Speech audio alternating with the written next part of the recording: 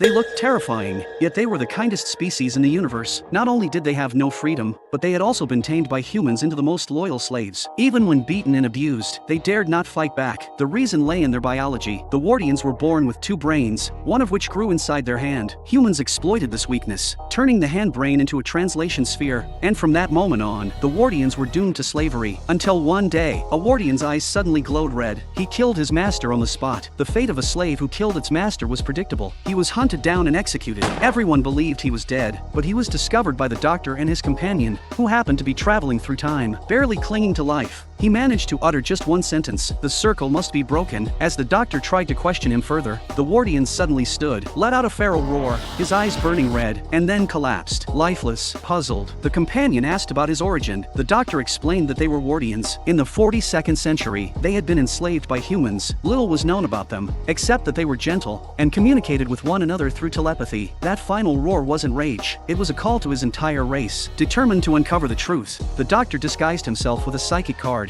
and, with his companion, entered an exhibition hall. While the manager promoted the Wardians for sale, the doctor slipped away to check the records. He discovered that this was Earth in the year 4126, the era of the second great human empire. Far from collapsing, humanity had conquered 3 entire galaxies, and this place was the very hub of the Wardian slave trade. The companion couldn't hold back his question: why would they willingly accept slavery? Didn't they long for freedom? The Wardians only answered, they were destined to serve humanity. The companion tried to remind them of who they were before becoming servants to mankind, but before he could finish, the manager cut him off. Unable to continue searching, the doctor followed a map to the cargo terminal. The moment they pushed open the doors, they froze in shock. Countless shipping containers towered like mountains, ready to be sent to the 3 galaxies. The doctor opened one container, and inside, hundreds of Wardians were crammed together. At that moment, they finally understood. The so-called Great Empire was built upon the suffering of countless slaves.